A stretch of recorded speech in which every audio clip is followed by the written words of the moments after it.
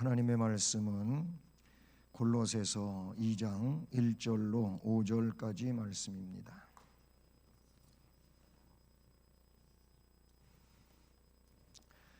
골로새서 2장 1절부터 5절까지 말씀을 우리 함께 봉독하시겠습니다. 내가 너희와 라오디게아에 있는 자들과 무릇 내 육신의 얼굴을 보지 못한 자들을 위하여 얼마나 힘쓰는지를 너희가 알기를 원하노니, 이는 그들로 마음의 위안을 받고 사랑 안에서 연합하여 확실한 이해의 모든 풍성함과 하나님의 비밀인 그리스도를 깨닫게 하려 함이니, 그 안에는 지혜와 지식의 모든 보화가 감추어져 있느니라. 내가 이것을 말함은 아무도 교묘한 말로 너희를 속이지 못하게 하려 함이니, 이는 내가 육신으로는 떠나 있으나 심령으로는 너희와 함께 있어 너희가 질서 있게 행함과 그리스도를 믿는 너희 믿음이 굳건한 것을 기쁘게 봄이라. 아멘. 할렐루야. 네, 새해 첫 번째 수요일입니다. 이런 첫 번째 수요일에 또 함께 예배당에서 여러분을 만나고 또 주의 말씀을 함께 은혜롭게 나눌 수 있게 된 것을 매우 기쁘게 생각하고, 여러분 모두에게 이 시간도 말씀을 통한 주의 은혜가 함께 하기를 주님의 이름으로 축복합니다. 아멘. 오늘 말씀 2절에 보면은 그 끝부분에 중반 이하에 이렇게 말씀하고 있어요. 하나님의 비밀인 그리스도를 깨닫게 하려 함이니. 그리스도가 하나님의 비밀이고 하나님의 비밀인 이 그리스도를 깨닫게 하기 위해서 지금 바울 사도가 자기의 그 하나님으로부터 주어진 사역을 성실하게 감당하고 있음을 말씀해 주고 있지요. 그래서 오늘은 그리스도를 깨닫게 함, 이런 제목을 가지고 오늘 주의 말씀을 통해서 은혜를 받고자 하는 것입니다. 네, 그리스도, 이 그리스도를 깨닫게 함. 예수님이 그리스도고 한데, 이 그리스도를 깨닫는 것이 신앙생활의 가장 중요한 겁니다. 자, 우리는 이 그리스도를 깨닫기 위해서 하나님의 말씀을 듣습니다. 자, 하나님의 말씀을 우리는 성경이라고 하지요. 이 성경이 하나님의 말씀입니다. 쓰던 걸 펜이 흐려져 가지고요. 자, 성경은 하나님의 말씀입니다. 근데 이 하나님의 말씀인 성경을 하나님께서 하나님의 감동을 하나님께서 선택해 가지고 그 사람들한테 주어요. 그래서 선지자 또는 사도, 성경 즉 하나님의 말씀을 누가 기록을 했느냐? 선지자나 사도들이 기록을 한 겁니다. 모세오경도 있고 또 역사서도 있고 또는 시가서도 있고, 그리고 선지서들이 쭉 구약에는 나와요. 대선지서, 소선지서, 이런 내용들이 구약에 나오죠. 그 다음에 신약에 와서 사도들이 나오죠. 사도들을 통해서 복음서가 기록되어지고 역사서가 되는 사도행전이 기록되어지고, 그리고 바울 서신이 쭉 기록되어지고, 그 다음에 공동 서신이 기록되어지고, 이렇게 분류가 되는데 전부 하나님의 말씀인 성경을 선지자나 사도들이 기록하게 되지요. 근데 이 성경인 하나님의 말씀은 뭘 위해서 기록된 거냐 그거예요. 물론 하나님의 뜻이 기록된 건데 그 뭘 위해서 기록이 되어져 있느냐? 죄인, 이 죄인의 구원 문제를 위해서 기록해요. 그래서 성경을 다시 이야기하면은 성경은 구원의 책이다. 성경은 구원을 위한 책이에요. 성경에는 물론이요, 과학도 있고 역사도 있고 시가도 있고 의학도 있고 문학도 있고 성경에는 온갖 학문이 다 들어 있어요. 심지어는 그 과학에 속하는 이런 기하학도 있어요. 거기에는. 그래서 뭐 하늘에 이제 수증기가 있고 그 수증기가 떠돌다가 비로 내리기도 하고 눈으로 내리기도 하고 그것이 다시 얼음이 되었다가 또 증발해서 또 순환되는 이런 내용도 나. 이게 기하학이거든요. 그러니까 모든 학문은 성경에 있어요. 그러나 성경을 어떤 학문의 책으로 보면 안 된다 그 말이에요. 성경에는 그런 학문들이 있지만 그러나 그 모든 것들이 다 무엇을 위해서 동원된 거냐면은 이 구원을 위해서 동원된 거다. 성경은 구원을 위한 책이에요. 그러면 이 구원의 문제를 위해서 하나님께서 도입하신 방법이 뭐냐? 방법, 그게 뭐냐? 구약으로 말하면 제사예요. 제사. 짐승을 가지고 드리는 제사예요. 여러분 지금 짧게 제가 얘기했지만 이게 성경의 아주 핵심적인 얘기들을 제가 전체를 아주 집약해 가지고 말하고 있는 거예요. 그러니까 이런 내용들은 여러분은 머릿속에 자꾸 입력시켜야 돼요.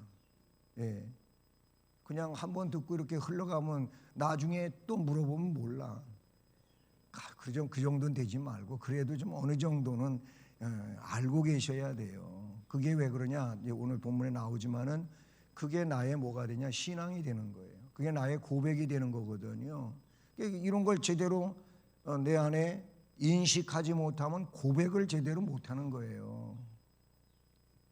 하나님에 대해서 주님에 대해서 고백을 제대로 해야 되는데 오늘 이게 스피커가 굉장히 뭐라 그럴까 베이스 쪽으로 올라가 있는 것 같아요. 막 웅웅대고 여러분 들으시긴 안 그러나요? 안 그래요? 이 앞에 모니터가 그렇게 들리나? 어쨌든 성경의 구약으로 보면 제사고 신약으로 말해도 사실은 제사인데 이 제사가 곧 구약은 뭐예요? 짐승을 했어요. 짐승. 물론 일부분이지만은 곡물 가지고도 하죠. 곡식을 가지고 구약의 제사. 이게 소제는 곡식이에요. 곡식. 자, 구약의 제사는 짐승을 가지고 했어요. 그럼 짐승이라고 할 때에는 뭐냐면은 성경의 피를 이야기해요. 피, 그렇죠? 피예요. 그러면 여기는 이제 구약이라 그런 얘기입니다. 신약으로 이야기할 때 신약에서는 제사가 뭡니까? 여기에는 예수 그리스도예요. 예수 그리스도.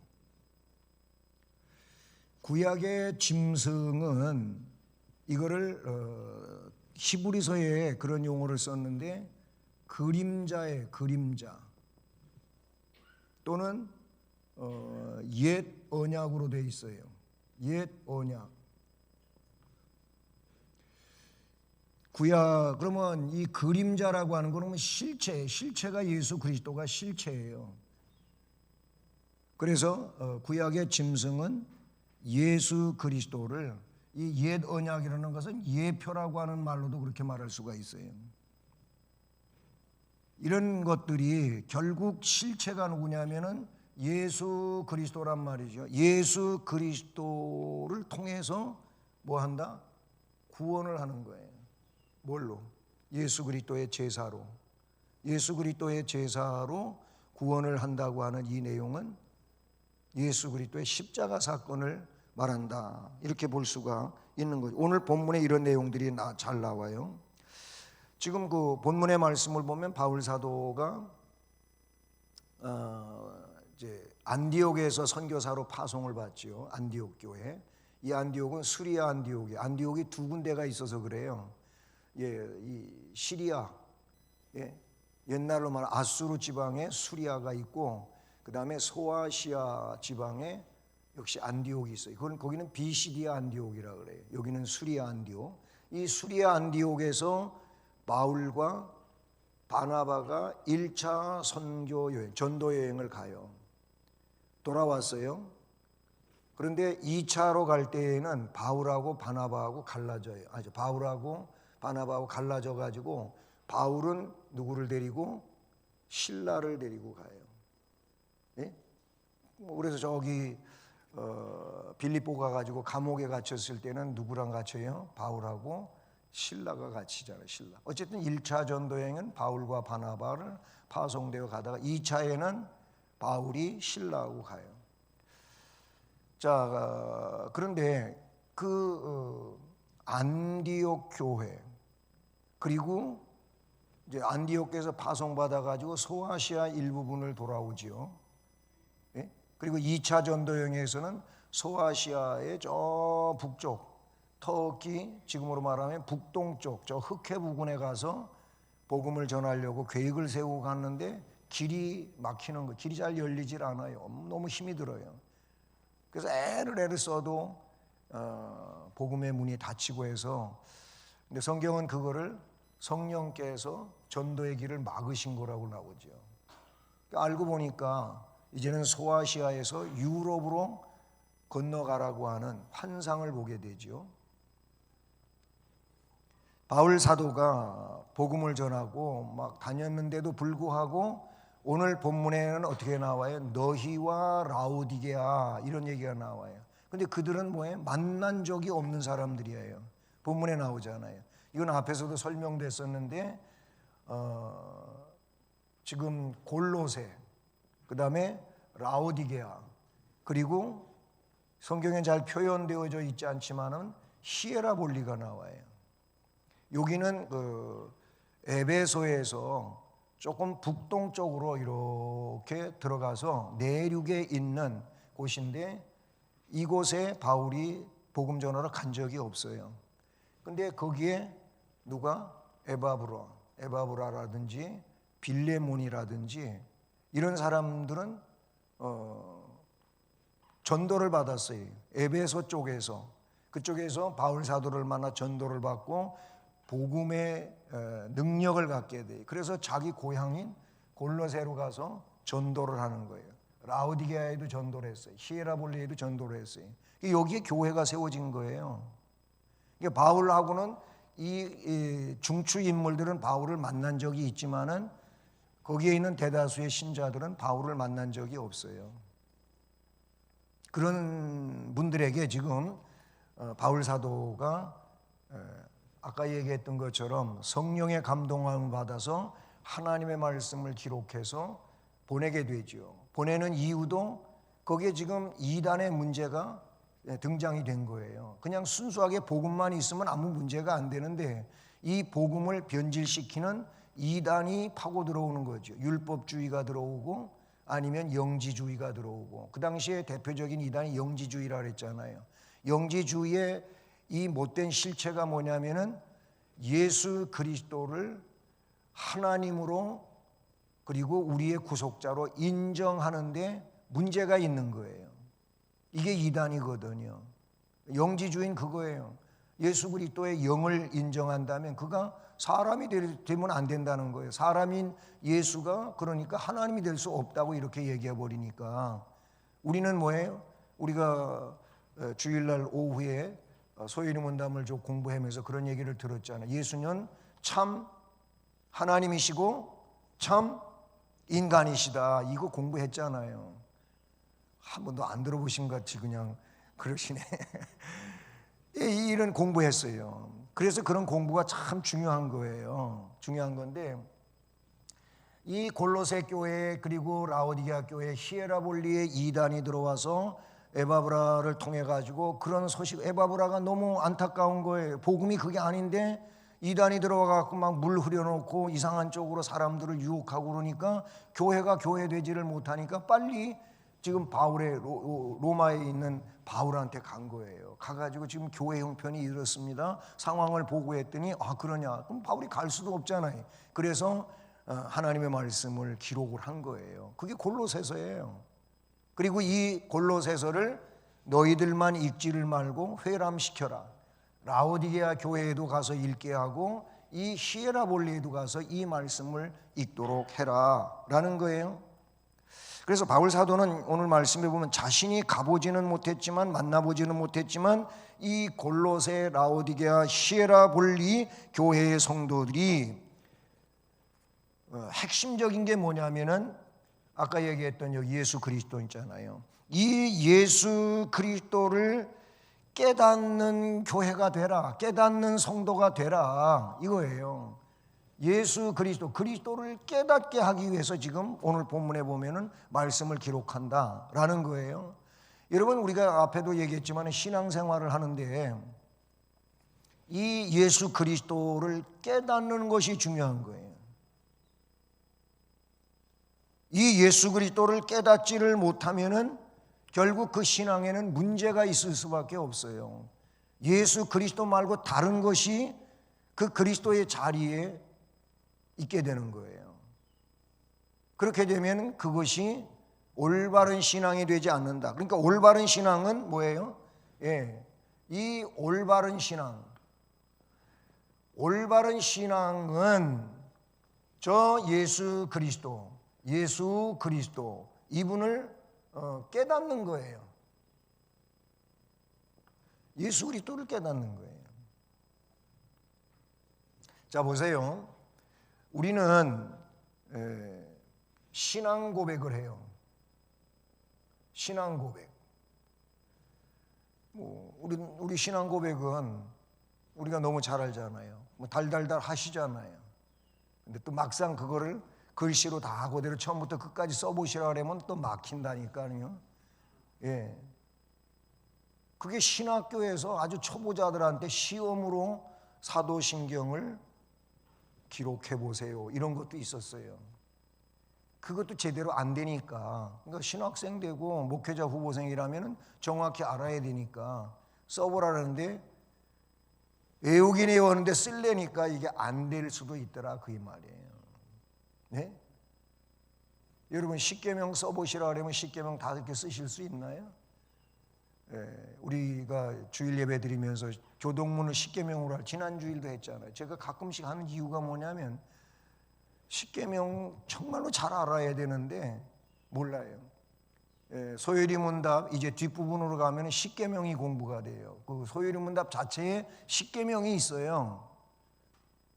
그 십계명을 이제 소요리 문답 공부하다가 보면 나오는데 십계명도 잘 몰라. 그러니까 신앙 고백을 한다. 자, 마태복음 16장 16절에 베드로의 고백이 나오지요. 아시나요? 주는 그리스도시요 살아계신 하나님의 아들이시니이다. 이 말이에요. 주님 그리스도고 살아계신 하나님 아들이십니다. 이 고백을 해요. 이 고백이 어떻게 보면 기본적 고백이 돼요. 네. 이 마태복음 16장 16절만이 아니고 마태복음 27장 54절 여기에 보면은 백부장이 나와요. 네? 백부장 로마 백부장이 나오죠. 근데 예수님이 십자가에 못 박혀 돌아가시고 무덤에 장사 지내져요. 그래서 이 백부장을 중심으로 군사들이 지켜요. 네? 무덤이 아니고 저 십자가 사건 때 말이에요.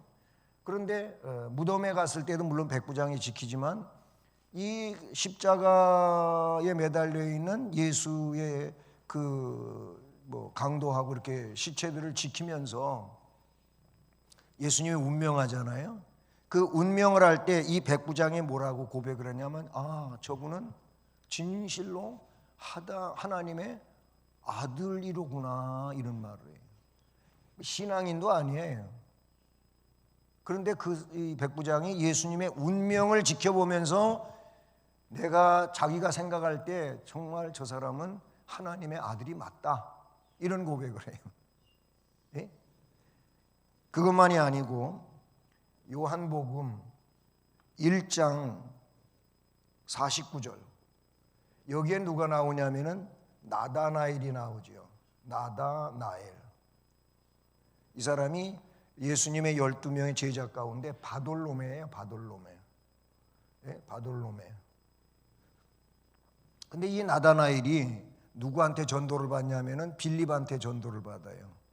예? 예수님의 제자 가운데 빌립이 있잖아요. 이 빌립이 둘이 친구예요. 나다나엘하고. 그래서 나다나엘이 빌립이 예수님을 먼저 만나고 야, 좀 그리스도가 맞다. 그래서 확신을 가져요. 그래서 친구 나다나엘한테 가서 전도를 하지요. 근데 내가 그리스도를 만났다 그랬더니 이 나다나엘이 뭐라? 야, 그 사람이 무슨 그리스도냐, 메시아냐? 그 사람 저 나사렛 초원뜨기 아니냐? 그 나사렛이라고 한 데서는 선한 사람이 나올 수가 없어. 이렇게 아주 단정을 지어버려요, 나다나엘이. 그러니까 빌립이 더 이상 할 말이 없으니까 우리도 전도하다가 할 말이 없으면 나는 그분 만나가지고 구세주인 거 확신했다. 와봐. 그거 똑같은 거예요. 이 나다나엘한테 빌립이 와봐. 가서 만나보면 너도 달라져. 이렇게 말한 거예요. 그래서 만났어요. 가서 나다나엘이 예수님 만났어요. 만나고 예수님하고 대화를 한두 마디 하다가 이 나다나엘이 뭐라고 하면 이런 고백을 해요. 하나님의 아들이십니다. 그리고 이스라엘의 임금님이십니다. 이런 고백을 해요. 나다나엘이 이 고백을 해요. 또 요한복음 20장 28절 여기에 누가 나오냐면 도마가 나와요. 의심 많은 도마. 이 사건 때문에 도마는 의심쟁이가 돼버리고 말았거든요.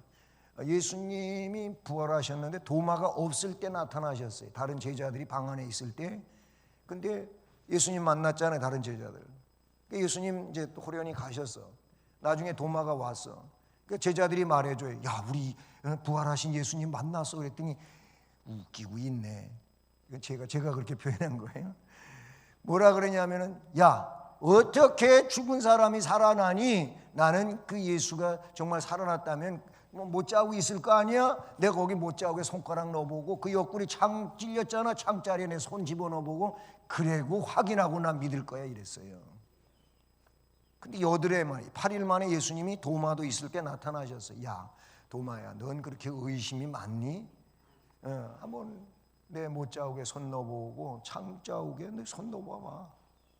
그때 도마가 무릎 꿇고 나의 주, 나의 하나님이십니다. 그렇게 고백을 해요. 그런 도마가 나중에 지난번에도 얘기했지만은 인도까지 와서 전도하다가 피부가 벗겨지고 햇빛에 말라 죽는 순교를 당해요. 어쨌든 그런 일이 있어요.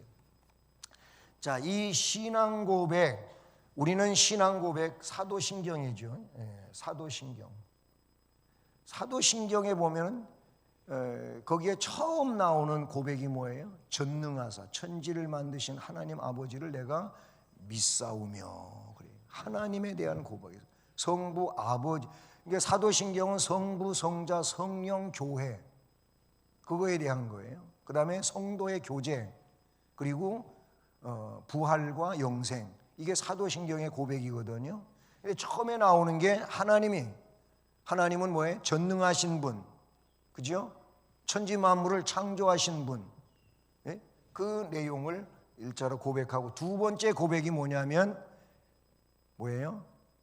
그 외아들 우리 주 예수 그리스도를 믿사오니 그래요. 예수 그리스도를 믿는다고 하는데 그 예수 그리스도를 어떤 예수로 믿느냐 하면 거기 한 6가지가 나와요. 6가지가 나와요. 6가지가 뭔지 아세요? 예수 그리스도를 믿사오니 해놓고 그 다음부터 나오는 거예요. 첫 번째가 뭐예요? 성령으로 잉태하사 동정녀 마리아에게 나시고 그 다음에 본디오 빌라도에게 고난을 받으사 십자가에 못 박혀 죽으시고 그 다음에 장사한 지 사흘 만에 죽은 자 가운데서 살아나시고 그 다음에 하늘에 오르사 하나님 보좌 우편에 앉아 계시고 그 다음에 저리로서 산자와 죽은 자를 심판하러 오시리라. 그게 예수, 그 외아들 우리 주 예수 그리스도를 믿는데 바로 그런 예수를 믿는 거예요. 그 6가지의 내용을 담당하신, 역사를 이루신 예수를 믿는다는 게 고백이 나와요. 자, 결국은 뭐냐면 이 예수 그리스도, 이 그리스도를 올바로 고백하는 게 사도신경 속에도 나온다 그 말이에요. 여러분, 올바른 신앙 고백이라고 하는 것은 그리스도를 깨닫는 거예요. 자, 그러면 이제 오늘 본격적인 내용 짧게 말씀드릴게요. 이 일을 위해서 이 그리스도 예수 그리스도를 깨닫게 하기 위하여 지금 누가 하나님으로부터 증언의 일꾼으로 선택을 받은 사도들, 거기에 바울도 포함되고 교회사 역사를 보면은 뭐예요? 그 다음에 사도 다음에 나오는 것이 속사도라고 나와요. 여러분, 교의사를 보면 교회사가 아니고 교리사죠. 이 교리사를 보면 명맥을 이어가는 내용들이 나오는데 사도, 속사도, 교부 이렇게 이어지는 거예요. 예, 그렇게 이어지는데 이제 그렇게 하면서 중세를 거치면서 이제 목사가 등장하는 거예요. 예, 뭐 요 교부에서 뭐 그 교황 제도가 이제 중세 시대 이전에 개혁 전에는 그렇게 교부에서 교황으로 이어지는 이런 내용으로 가다가 교황이 로만 교황청이 이게 성경과 다르게 자꾸만 우상 쪽으로 가니까 결국은 개혁자들이 성경으로 돌아가자. 이게 성경 아니다. 성경 아닌 거를 교황이 말하면 그냥 법이 돼버리고 이렇게 돼버리니까 성경과 다른 얘기가 나온단 말이죠. 그러니까 이건 잘못된 거라는 말. 그래서 개혁을 한 거예요. 그래서 이제 개혁을 하면서 등장된 게 뭐냐면 목사가 등장한 거예요. 목사가 그때부터 나오게 되는 거죠. 자, 그런데 이 내용을 지금 바울 사도가 본문의 내용으로 볼 때 뭐예요? 교회. 이 교회를 위한 사도, 사도의 수고가 나와요. 예? 교회를 위한 사도의 수고. 자, 사도가 뭐라 그랬어요? 훗날로 가면은 속사도가 된다 그랬잖아요. 예? 속사도가 된다 그랬잖아요. 이 속사도, 이제 교리사 쪽으로 지금 명칭을 정하는 겁니다. 그 나타난 대로. 그럼 속사도로 넘어가면은 그 다음에 누구라고요? 사도가 있다 그래요. 사도가 있고 속사도가 있고 그 다음에 교부가 등장한다 그래요. 교부. 예. 교부가 뭐예요? 교리의 아버지 그런 뜻이에요. 자, 교부가 등장해요. 그 다음에 뭐 교부에서 나중에 이 교황 제도가 나오고 그러죠. 이제 개혁 전의 상황을 이야기하는 거예요. 그래서 마틴 루터가 1517년 종교 개혁의 기치를 들기 전까지는 이런 제도지만 그 이후에는 이제 마틴 루터 자체가 뭐예요? 목사가 되니까 목사가 돼요. 자, 그래서 목사님이 등장하지요. 여기서 말하는 교회를 위한 사도는 훗날 이런 쪽으로 간다 그 말이에요. 그러면 이분들은 전부 뭐예요? 교회를 위해서 수고하는 자들이라 그 말이에요. 교회가 누구? 교회가 뭐라 그랬어요? 교회가 우리가 교회예요. 거룩한 하나님의 부름을 받았어요. 죄에서 빼냄을 받았어요. 멸망에서 건져냄을 받았어요. 그래서 거룩한 모임으로 이렇게 결성을 시켜주셨어요. 누가? 예수 그리스도의 구속의 은혜에 의한 하나님의 그 사랑으로 우리가 이런 자들이 됐어요. 날 사랑하심, 날 사랑하. 왜 눈만 감고 있어갖고 제가 깨어나라고.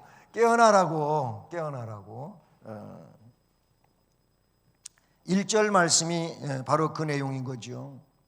그래서 우리 성도들은요, 이 성도들은 목자, 이런 모든 직분을 총망라해서 목자라고 할 수가 있어요. 목자.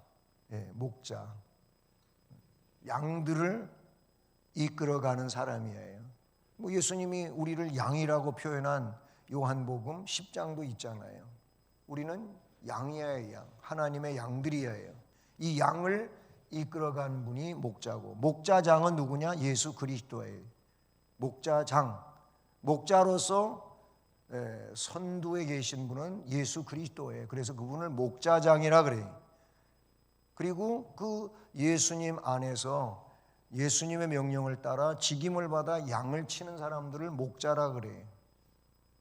저도 목자고, 부목사도 목자고, 부교육자들도 목자고, 다 목자예요. 왜냐하면 여러분들의 영적 지도자니까 그런 거예요. 그러면 성도들은 이 목자가 목자의 수고를 알아야 한다. 성도들은 이 목자의 수고를 알아야 돼요. 이것이 성도에게 있어서는 질서예요. 하나님이 그 질서를 허락하신 거예요. 예? 하나님이 이 질서를 허락하셨기 때문에 이 질서를 따라야 되는 거지요. 눈에 보이는 형제를 사랑하지 못하고는 눈에 보이지 않는 하나님을 사랑할 수 없는 것처럼 목자의 사랑에 감동할 때 또한 그리스도의 사랑을 더 풍성히 누릴 수가 있어요. 이런 얘기들이 있죠. 뭐냐면 목사님을 사랑하는 사람은 은혜를 받게 되어 있어요. 근데 목사님이 조금 내 마음에 섭섭하다 느껴지면 은혜를 못 받아요. 왜냐하면 자신의 그 감정하고 많이 얽혀 있어요. 그래서 목사님하고의 관계가 제대로 풀려지지 않으면 은혜 절대 못 받습니다. 설교할 때도 생각 딴 데가 있고, 뭔 말을 해도 저건 아닌데 이러고, 저 얘기를 왜 저렇게 해? 이런 식이 돼버려요. 이거는 어쩔 수 없는 거예요. 사람은 감정의 동물이기 때문에 내 감정하고 좋은 감정으로 그렇게 만들어져 있지 않으면 어쩔 수가 없어요. 이거는 목사님하고의 관계뿐만 아니라 모든 사람하고도 그래요. 사람하고 서로 이렇게 감정 교류가 잘 안 되는 상황에 있는 사람은 그냥 외면되어지는 거예요. 외면하는 거예요. 같이 있어도 방향이 달라. 자꾸 설교 들을 때 강단을 주시 안 하고 멀리 딴 데 보고 있는 분 있죠. 설교 은혜 못 받는 거예요. 그렇게 볼 수밖에 없어요. 지금 딴 데를 보면서 딴 생각하고 있거나 그러는 거예요. 성도들은 반드시 목자의 수고를 알아요. 오늘 본문에도 그 말씀이 나오는 거예요. 때문에 바울 사도는 육신의 얼굴을 보지 못한 자들을 위해서 말할 수 없이 힘을 쓰고 있다고요. 그들의 모든 것에 관심을 기울이고 있어요. 바울 사도는 이렇게 말했어요. 내가 육신으로는 떠나 있지만 심령으로는 너희와 함께 있어 너희가 질서 있게 행함과 그리스도를 믿는 너희의 믿음에 굳건한 것을 기쁘게 봄이라. 오늘 본문 마지막 절에 나타나고 있는 거예요. 안 보고도 보는 듯 환히 아는 것은 그들에게 모든 관심을 기울이고 있다고 하는 증거가 되기도 하지요. 그는 교회를 위해서 어떻게 하고 있냐면은 어려운 말로 고군분투하고 있다. 자, 고린도후서 11장 23절로부터 28절 여기에 말씀해 보면 바울 사도가 복음을 위해서 겪은 일들을 이야기하고 있어요. 그런데 자, 수고를 어떻게 했냐면 넘치도록 했다 그래요. 수고를 넘치도록. 그 다음에 옥에 갇힌 일도 여러 번. 예? 옥에 갇힌 일 여러 번. 또 그 다음에 세 번째 매도 수없이 맞았다 그랬어요. 그러면서 매 40에 하나 가면 매 태장으로 맞고 돌에 맞고, 예? 그런 매 맞은 일을 거기다 언급해요. 그래서 매도 수없이 맞았다. 예? 그 다음에 뭐 했냐? 여러 번 죽을 뻔했다. 예? 거기 나오는 말씀들이에요. 그 다음에 전도 여행에, 전도 여행을 하는데 온갖 위험을 다 당했어요. 온갖 위험 당했어요. 강의 위험, 강도의 위험, 동족의 위험, 바다의 위험, 별별 위험이 거기 다 나와요. 예? 그러고 뭐 했냐? 그 다음에 나오는 거 보니까 수고하고 피곤하고, 예? 굶고 춥고 헐벗었노라 이런 말이 나오죠. 예, 이런 얘기를 하면서 그 마지막엔 무슨 얘기를 하고 있느냐? 28절 말씀에 보면은 이 외의 일, 이거는 고사하고 이렇게 나와요. 이 외의 일, 이런 일들 외에도 여러 가지 일들이 있었는데 그런 일들은 다 그만두고라도 지금 모든 교회를 위해 염려하는 마음이 나를 누르고 있다 그래요. 예? 교회, 이 교회에 대한 염려.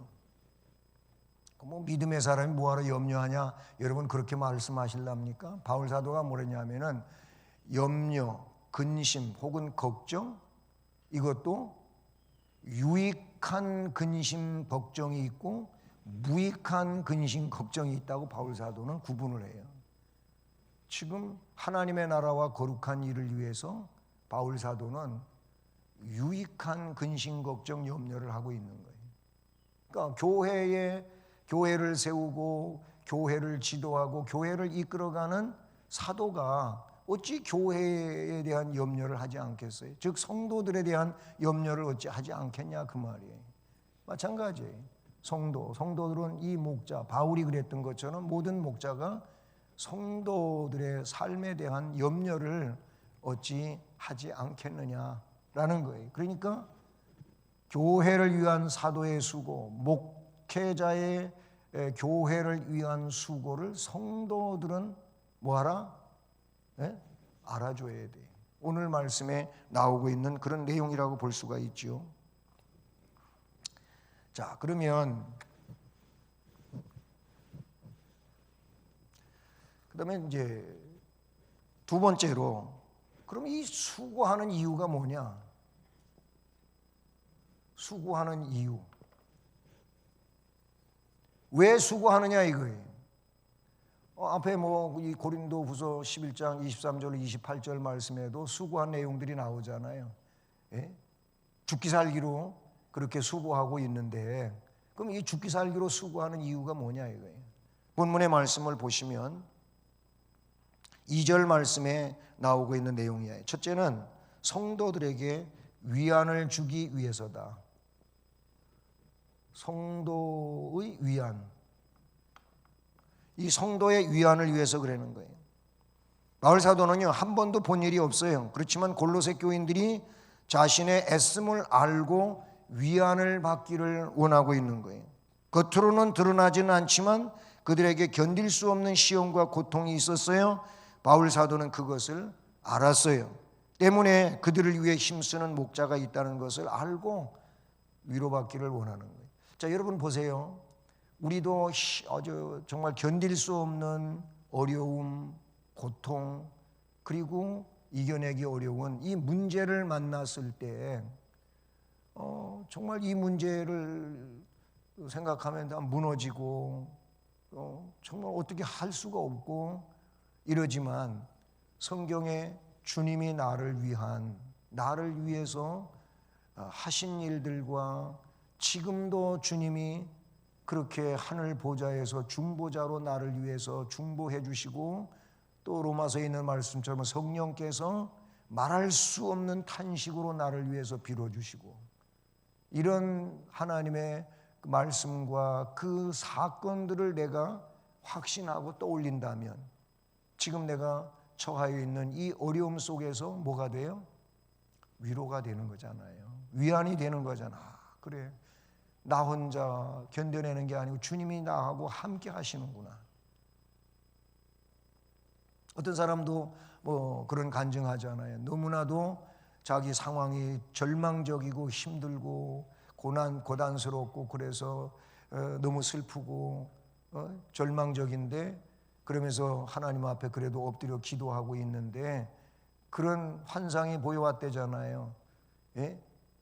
아니 이렇게 눈길을 가는데 발자국이 자기 발자국밖에 없는 거예요.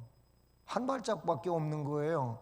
그래서 자기 혼자 가고 있다고 생각하는데 주님이 뭐라 그러냐면 야, 내가 너와 함께 갔잖아 그러더래요.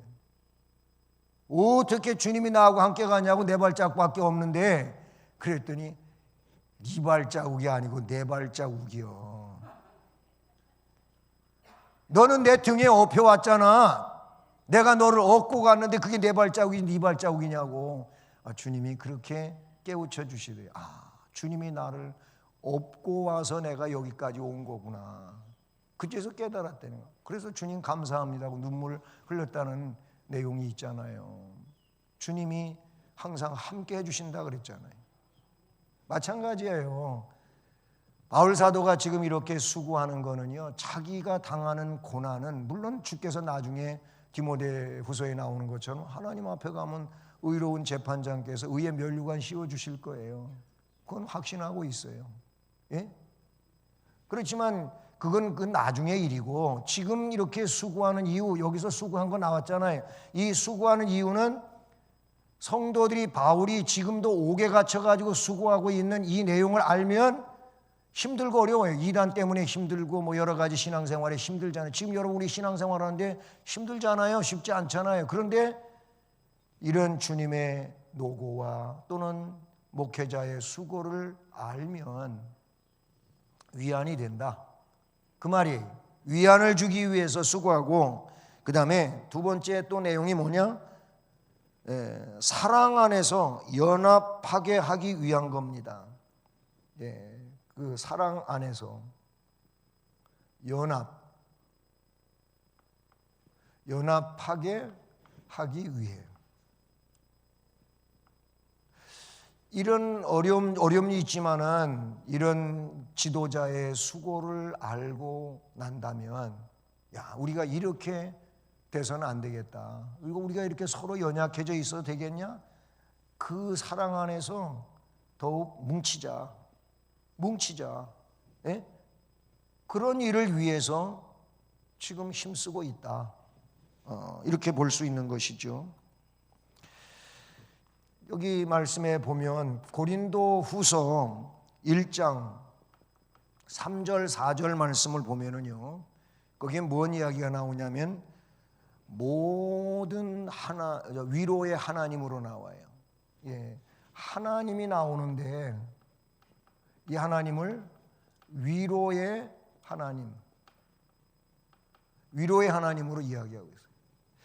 모든 위로의 하나님이 우리의 모든 환난 중에서, 따라서 우리의 모든 환난 중에서 우리를 위로하사 우리로 하여금 하나님께 받는 위로로서 모든 환난 중에 있는 자들을 능히 위로하게 하시는 이시로다.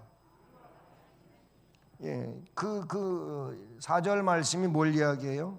모든 환난, 우리에게 환난이 있지만 모든 환난 중에서 우리를 위로하셔요. 그래서 우리로 하여금 하나님의 위로를 우리가 받았잖아요. 하나님의 위로를 받은 우리로 하여금 하나님께 받는 위로로서, 그 위로를 받았으니 그 위로로서 우리가 아닌 우리의 옆에 있는 지체들, 그들도 환난 중에 있는데 그렇게 환난을 만난 자들을 위로해 주라고 먼저 위로해 주셨고 위로를 받은 것을 알도록 하신 거예요. 위로 받으셨나요? 그러니까 위로가 필요한 자들 위로해 주세요. 가서 괜히 아픈데 소금 뿌리지 말고. 예? 상처 난데 소금 뿌리면 더 따갑고 쓰리고 아프잖아요. 제발 그러지 마시고 정말 위로해서 힘나게 해요. 힘이 나도록 해줘요. 예? 그래도 주님이 우리의 위로자가 되시고 믿음으로 일어서라고 하시고 지금도 위로해 주시고 기도해 주시고 은혜 주시고 그런데 우리 힘냅시다. 이쯤은 해야지. 이렇게 해야지. 그렇게 안 하고 이상하게 아픈 데만 자꾸 또 콕콕 찔러. 그러면 안 돼. 아유, 저번 안 만났으면 더 좋을 걸.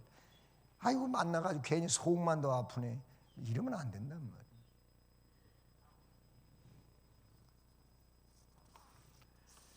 결국 뭐냐? 성도들을 위안도 하고 사랑 안에서 연합하게도 하고. 그런데 오늘 말씀에 보면은 제일로 중요한 얘기가 거기 나오는데 그리스도, 이 그리스도를 깨닫게 하기 위해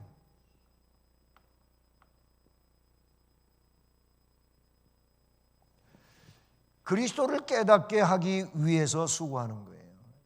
이게 결국은 핵심적인 목적이죠. 그리스도를 깨닫게 하는 것. 예?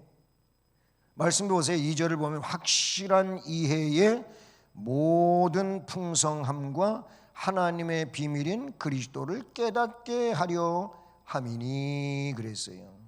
예? 2절 말씀에 나오고 있는 그런 말씀이잖아요. 모든 확실한 이해를 하되 확실하게 이해하고, 그래서 모든 풍성함과 하나님의 비밀인 그리스도를 깨닫게 하기 위하여 바울 사도는 수고하는 거예요. 목회자들이 그런 거 아닙니까? 설교를 준비하고 그 설교를 은혜를 먼저 받고 설교를 전달하고 말씀을 전달하고, 그리고 어려운 사람 어려운 이야기를 듣고 알았습니다. 제가 위에서 기도하겠습니다. 힘내세요. 그렇게 하는 거, 그게 다 뭐예요? 그가 어쨌든 신앙으로 올바르게 서게 하는 이거를 위해서 목사가 있는 것이고 목회 활동을 하는 거 아니겠습니까? 그렇지 않다면 요한복음 10장에 선한 목자가 나오고 싹군이 나오는 것처럼 싹군밖에 될 수 없는 거지. 그리스도를 깨닫게 하는 거예요. 이해는 하나님의 비밀인 그리스도를 깨닫는 풍부한 지혜를 뜻하지요. 진리를 깨닫는 이해에 우리는 확실해야 돼.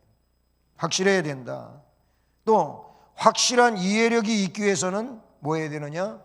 성령 충만해야 돼. 이 성령 충만이 굉장히 중요하잖아요. 성령 충만해.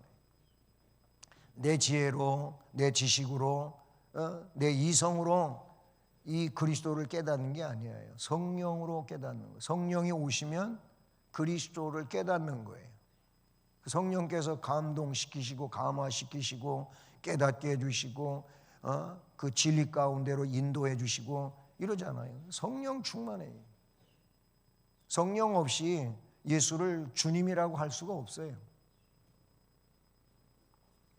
그래서 마지막으로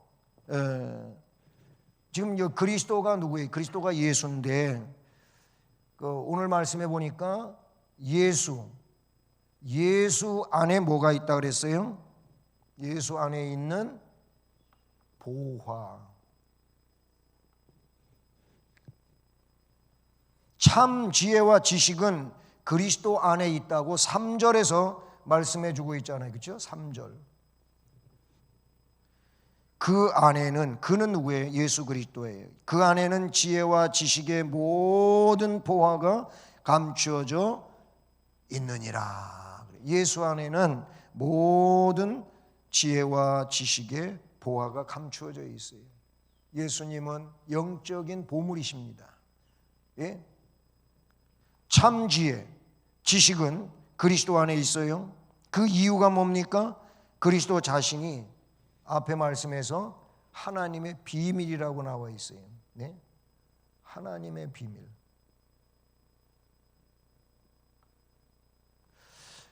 예수 그리스도는 하나님의 비밀이시라는 겁니다. 예. 그리스도 안에 있는 지혜와 지식은 감추어져 있던 것인데, 그런데 계시하셨어요. 계시가 뭐예요? 계시는 비밀을 열어서 보여준다, 그 말이에요. 계시라고 하는, 이 아포칼립시스라고 하는 단어가 그걸 말하는 거예요. 예? 결국 보자기로 이렇게 싸서 있는 그 안에 있는 게 뭔지 몰라. 너무 궁금해. 저 안에 뭐가 있지? 그런데 내가 풀 수 있는 게 아니고 그 당사자가 보자기를 풀어가지고 확 펼쳐놔가지고 알게 됐어. 알고 보니까 그 안에 보물이 있었네. 생명의 보물이 있었네. 그거예요, 바로. 예? 예. 비밀이 그거예요. 하나님의 비밀이 예수 그리스도인데, 예수 그리스도가 결국 하나님의 비밀을 다 공개했어요. 그게 뭐예요? 자신의 구속으로 인한 구원이라, 그 내용인 것이죠. 예. 그러면 이 예수 안에 있는, 예수가 곧 비밀이고, 이 비밀이 깨달아지는 거예요. 뭐예요? 주님 자신이 그렇게도 하셨지만 사도에 의해서, 목사에 의해서 말씀이 그렇게 다 비밀이 알려진단 말이죠. 그렇게 하는 이유가 뭡니까? 오늘 말씀 4절에 아주 중요한 얘기가 나오지요. 여기 뭔 얘기가 나와요? 거짓에 속지 않게, 이 지혜와 지식이 거짓에 속지 않게 그랬어요. 예, 거짓에 속지 않게 하기 위해. 여기 거짓이 뭘까요? 말씀에는 이렇게 나오고 있죠. 내가 이것을 말하면, 내가 이 진리를 말해주는 것은, 이 비밀을 말해주는 것은 아무도 교묘한 말로 너희를 속이지 못하게 하려 함이라. 여기 보니까 교묘한 말이라고 나왔어요. 교묘한 말. 이 교묘한 말이 뭐냐면은 거짓말이에요. 거짓말. 거짓말을 진짜같이 이야기하는 게 교묘한 거지요. 이게 누가 하는 짓이냐면은 이단이 하는 짓이에요. 이단은 거짓말을 아주 진짜같이 하는데 선수예요. 선수. 그러니까 속는 거죠. 예. 사기치는 사람들 보면은요, 아닌 거를 진짜같이 얘기하는데 명수라니까. 그러니까 속는 거예요. 많은 사람들이 아니 저런 얘기에 왜 속았지 그러는데, 그 사람들 만나고 얘기 들으면은요, 예, 진짜 홀딱 넘어가게 돼 있어요. 그게 사기칠 수 있는 아주 능란한 법이지요. 이게 교묘하다는 거예요. 이 교묘한 말이. 이단이 그래요. 아니 근데 이런 거 생각하면은 금방 알 것 같은데, 절대로 이건 비밀이야. 당신하고 나하고만 아는 거야. 목사님한테 얘기하면 안 돼. 구역장도 알면 안 돼. 신천지가 꼭 그렇게 접근을 해요. 지금 이 공부하는 거는 아주 굉장한 걸 공부하는데, 목사님이 알면 당장 반대하고, 구역장이 알면 반대하고, 교인들이 알면은 당신 싫어해. 그러니까 이거 다 배울 때까지는 절대 말하지 말어. 이런다니까. 그것만 봐도 틀린 거예요. 여러분, 정말로 올바른 것은 뭐예요? 비밀스럽게 안 해요. 다 공개하고 오픈해요. 다 그냥 드러내고 하는 거예요. 이게 바른 거잖아요. 뭘 숨기고 막 그냥 소곤소곤대고 비밀스럽게 하고 그러면 안 돼. 뭐 별로가 아니래도 누가 이렇게 귓속말 하는 거 잘 하지 마세요. 옆에 사람이 저 사람들 나 흉보는 거 아니야? 이렇게 생각한다니까. 예? 여기 사람들 여럿이 있는데 이쪽 한쪽에서 뭐라고 이러고서 뭐 귀에다 대고 말하고 그런 거 하지 말라니까. 왜 그렇게 해요? 뭐 그렇게 큰 비밀이에요? 그 다음날 벌써 다 알려질 건데. 당신하고 나하고만 비밀하고. 비밀 좋아하시네.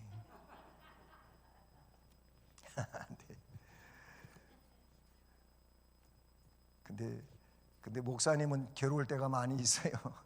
비밀로 해달라고 그러면 비밀로 할 수밖에 없잖아요. 하나님만 아시는 거지. 목사로 살다가 보면 사모하고도 이야기할 수 없는 일들이 있어요. 또 괜히 오해하지 말고. 사실 있어요. 있는데 뭐 알아봤자 뭐 좋은 것도 아니고 그러니까 그냥 들은 대로 하나님 앞에 기도할 뿐이죠. 근데요, 교묘한 말은 이단이 하는 짓이에요. 이단이에요. 성도들은요, 비진리에 속지 않는 신앙생활을 해야 되는데 비진리에 속지 않기 위해서는 앞에 있는 말씀처럼 지혜와 지식의 모든 보화가 되시는 그리스도를 깨달아야 되는 거예요. 이 그리스도를 깨달아야 돼요. 그리스도를 제대로 깨닫지 못하니까 다른 게 그리스도처럼 그렇게 이해되어지고 그러면 그게 문제가 된다는 말. 그러니까 예수가 그리스도가 아니고 이만희가 그리스도가 되고 막 이렇게 될 수 있는 거예요. 하나님 어머니가 나오고 막 하나님 어머니, 장길자가 하나님 어머니가 된 거예요. 안상홍의 아내 장길자가 하나님 어머니가 됐어요. 사람이에요, 사람. 어떻게 그런 일이 생겨날 수 있냐 이거예요. 왜? 그리스도를 제대로 깨닫지를 못해서 생겨난 일이다, 그런 얘기인 것이죠. 여러분, 그러니까 이 교묘한 말에 속지 말아야 돼. 지혜와 지식의 모든 보화가 감춰져 있는 예수 그리스도를 깨달아야 돼. 그러면 진리 안에 확실하게 세워질 수가 있는 거예요. 그래서 5절 다시 보세요. 이는 내가 육신으로 너희들하고 만나본 적도 없고 떠나 있지만 영적으로는 그런 게 아니다. 심령적으로는 너희와 함께 있다.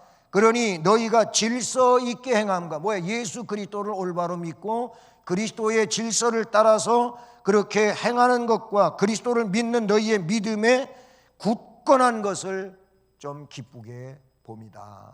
그것만이 생명이고 그것만이 능력이고 그것만이 하나님의 은혜의 복이 된다라고 말씀해 주고 계시는 것이죠. 여러분, 그렇습니다. 우리의 신앙생활은 적어도 그리스도를 깨닫는 신앙생활이어야 돼요. 예수님을 제대로 바로 아는 이런 신앙생활이어야 한다라는 것이죠. 이 신앙생활이 곧 우리의 신앙생활이 되고 하나님 앞에 영광을 돌릴 수 있기를 축복합니다. 은혜로우신 하나님 아버지, 감사를 드립니다. 오늘도 이렇게 수요 예배로 모여서 하나님께 예배하며 말씀을 주셔서 받았습니다. 그렇습니다. 우리는 그리스도를 깨닫는 신앙생활로서 올바른 신앙 고백을 가지고 흔들림 없는 믿음 생활을 살아가게 하옵소서. 이제 하나님께서 강단에 세워주신 목사의 말을 들음으로, 그리고 하나님의 말씀이 들려질 때마다 그 진리를 깨달아 감으로 진리 안에서 충만한 삶을 은혜롭게 살아가는 우리 모두가 되게 하옵소서. 주님께서 이 자리에 참여한 모든 심령들 2023년 이 해에도 은혜 주시고 진리 안에서 강하게 하시고 건강하게 하시고 행복한 신앙생활을 살아가게 하옵시고 주의 위로하심이 풍성한 가운데 그것을 깨달으며 은혜를 누리는 삶이 되게 하옵소서. 예수 그리스도의 이름으로 기도드립니다. 아멘.